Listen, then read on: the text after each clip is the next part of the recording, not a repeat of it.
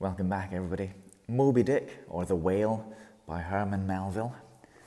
Chapter 35, The Mast Head. Hope you're enjoying this, by the way. Hope you're really enjoying listening to me.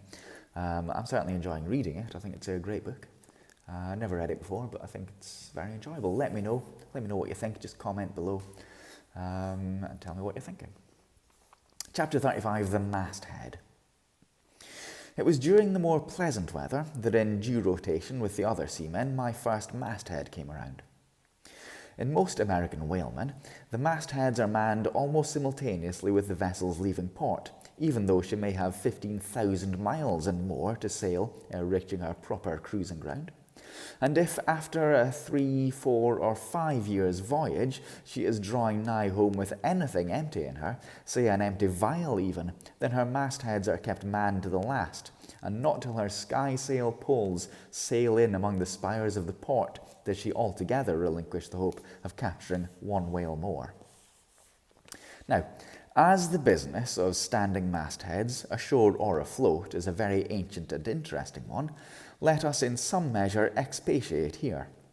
I take it that the earliest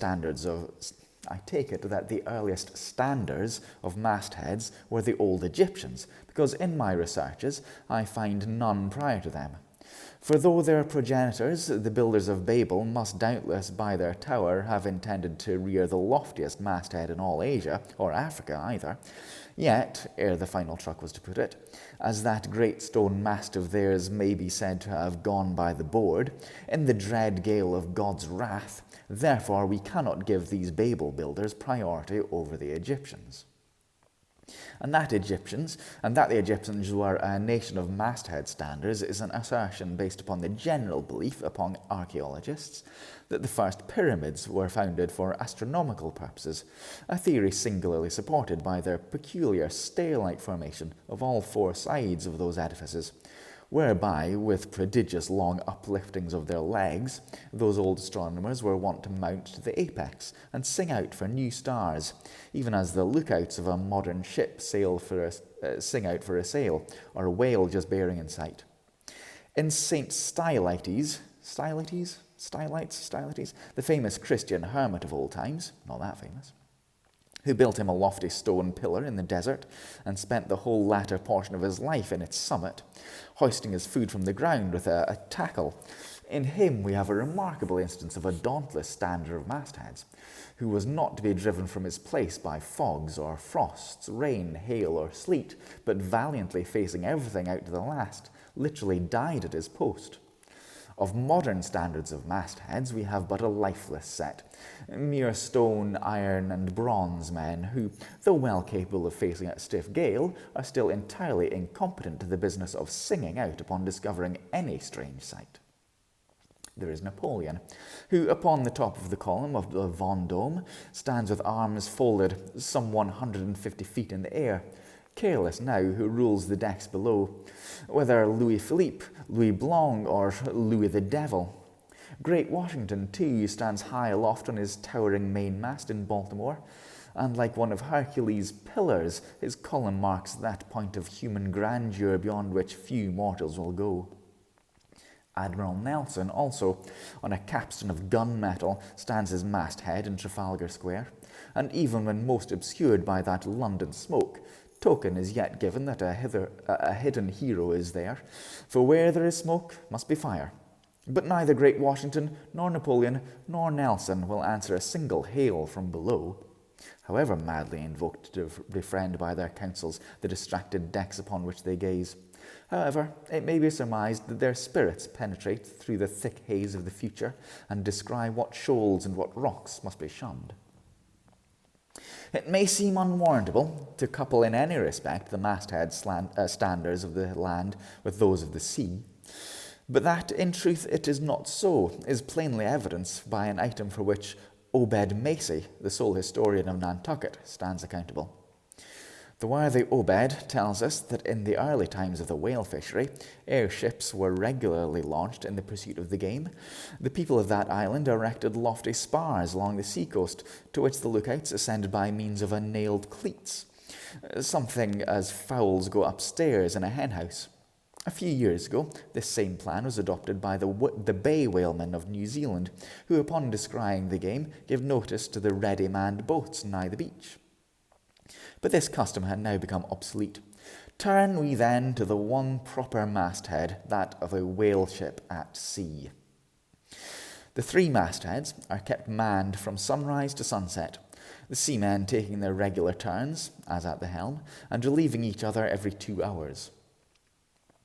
In the serene weather of the tropics, it is exceedingly pleasant, the masthead. Nay, to a dreamy, meditative man, it is delightful. There you stand 100 feet above the silent decks, striding along the deep as if the masts were gigantic stilts, while beneath you and between your legs, as it were, swim the hugest monsters of the seas, even as ships once sailed between the boots of the famous Colossus at Old Rhodes. There you stand, lost in the infinite series of the sea, with nothing ruffled but the waves. The tranced ship indolently rolls, the drowsy trade winds blow, everything resolves you into a languor.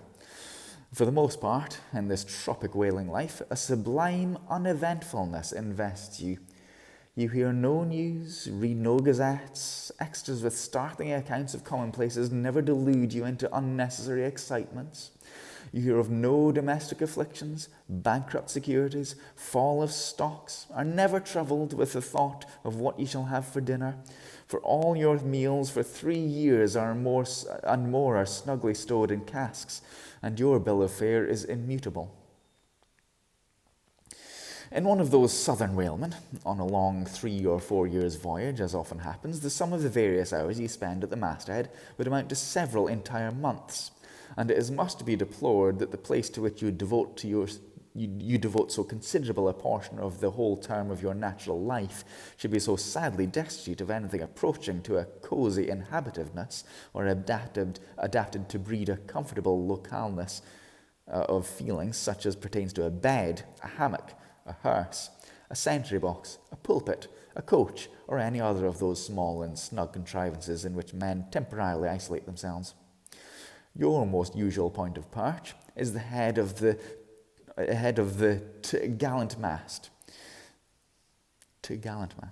where you stand upon 2 thin parallel sticks, almost peculiar to whalemen, called the t'gallant cross trees.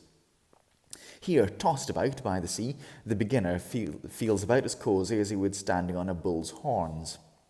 To be sure, in cold weather, you may carry your house aloft with you in the shape of a watch coat, but properly speaking, the thickest watch coat is no more of a house than the unclad body, for the soul is glued inside of its fleshly tabernacle, and cannot freely move about in it, nor even move out of it, without running great risk of perishing, like an ignorant pilgrim crossing the snowy Alps in winter.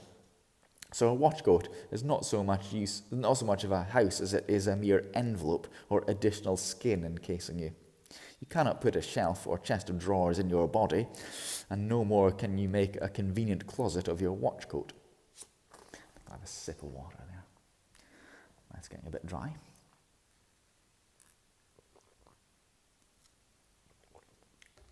It's better. Concerning all this, it is much to be deplored that the mastheads of a southern whale ship are unprovided with those enviable little tents or pulpits called crow's nests, in which the lookouts of a Greenland whaler are protected from the inclement weather of the frozen seas.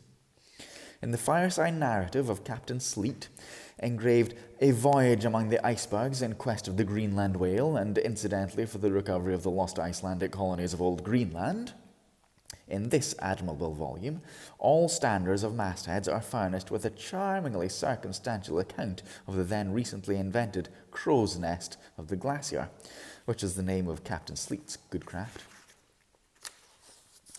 It is called the Sleet's crow's nest in honour of himself, he being the original inventor and patentee, and free from all ridiculous false delicacy, and holding that if we call our own children after our own names, we fathers being the original inventors and patentees, so likewise should we denominate after ourselves any other apparatus we may beget. In shape, the Sleet's crow's nest is something like a large tierce or pipe. It is open above, however, where it is furnished with a movable side screen to keep to windward of your head in a hard gale. Being fixed on the summit of the mast, you ascend into it through a little hatch trap in the bottom.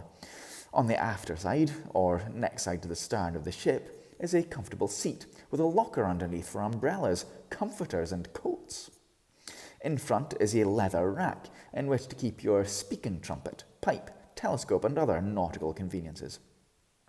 When Captain Sleet, in person, stood his masthead in this crow's nest of his, he tells us that he always had a rifle with him, also fixed in the rack, together with a powder flask and shot, for the purpose of popping off the stray narwhals or vagrant sea unicorns infesting those waters, for you cannot successfully shoot at them from the deck owing to the resistance of the water. But to shoot down upon them is a very different thing. Now, it was plainly a labour of love for Captain Sleep to describe, as he does, all the little detailed conveniences of his crow's nest, but though he so enlarges upon many of these, and though he treats us to a very scientific account of his experiments in the crow's nest, with a small compass he kept there for the purpose of counteracting the errors resulting from what is called the local attraction of all binnacle magnets, an error ascribable to the horizontal vicinity of the iron in the ship's planks, and in the glacier's case, perhaps, to there having been so many broken-down blacksmiths among her crew. I say that though the captain is very discreet and scientific here, yet for all his learned binnacle deviations, azimuth compass observations, and approximate errors, he knows very well, Captain Sleet, that he was not so much immersed in those profound magnetic meditations as to fail being attracted occasionally towards that well-replenished little case bottle, so nicely tucked in on one side of his crow's nest within easy reach of his hand. Though upon the whole I greatly admire and even love the brave, the honest, and learned captain, yet I take it very ill of him that he should so utterly ignore the case bottle, seeing what a faithful friend and comforter it must have been, while with mittened fingers and hooded head he was studying the mathematics aloft in that bird's nest within 3 or 4 perches of the pole. But if we southern whale fishers are not so snugly housed aloft as Captain Sleet and his Greenland men were, yet that disadvantage is greatly counterbalanced by the widely contrasting serenity of those seductive seas in which we south fishers mostly float. For one, I used to lounge up the rigging very leisurely, resting in the top to have a chat with Keekegg or anyone else off duty who I might find up there, then ascending a little way farther and throwing a lazy leg over the topsail yard, take a preliminary view of the watery pastures so that at last I mount my ultimate destination. Let me make a clean breast of it here, and frankly admit that I kept but sorry guard. With the problems of the universe revolving in me, how could I, being left completely to myself at such a thought-engendering altitude, how could I but lightly keep my obligations to observe all whale ships' standing orders, keep your weather eye open and sing out every time? And let me in this place movingly admonish you, ye ship owners of Nantucket, beware of enlisting in your vigilant fisheries any lad with lean brow and hollow eye, given to unseasonable meditativeness, and who offers to ship with the Faden instead of Bowditch in his head. Beware of such an one, I say. Your whales must be seen before they can be killed, and this sunken-eyed young Platonist will tow you 10 wakes round the world and never make you 1 pint of sperm the richer. Nor are these monitions at all unheeded, for nowadays the whale fishery furnishes an asylum for many romantic, melancholy, and absent-minded young men, disgusted with the carking care of earth and seeking sentiment in tar and blubber. Childe Harold, C-H-I-L-D-E, Childe Harold, not unfrequently perches himself upon the masthead of some luckless, disappointed whale ship, and in moody phrase ejaculates, "Roll on, thou deep and dark blue ocean, roll! 10,000 blubber hunters sweep over thee in vain." Very often do the captains of such ship take those absent-minded young philosophers to task, upbraiding them with not feeling sufficient interest in the voyage, half hinting that they are so hopelessly lost to all honourable ambition, that in their secret souls they would rather not see whales than otherwise. But all in vain. These young Platonists have a notion that their vision is imperfect. They are short-sighted. What use then to strain their visual nerve? They have left their opera glasses at home. "Why, thou monkey," said a harpooner to one of these lads, "we've been cruising now hard upon 3 years, and thou hast not raised a whale yet. Whales are scarce as hen's teeth wherever thou art up here." Perhaps they were. Perhaps there might have been shoals of them in the far horizon, but lulled into such an opium-like listlessness of vacant, unconscious reverie is this absent-minded youth by the blending cadence of whales with thoughts, that at last he loses his identity, takes the mystic ocean at his feet for the visible image of that deep blue bottomless soul pervading mankind nature, and every strange half-seen, gliding, beautiful thing that eludes him, every dimly discovered uprising fin of some discernible form seems to him the embodiment of those elusive thoughts that only people the soul by continually flitting through it. In this enchanted mood, thy spirit ebbs away to whence it came, becomes diffused through time and space like Cranmer's sprinkled pantheistic ashes, forming at last a part of every shore the round globe over.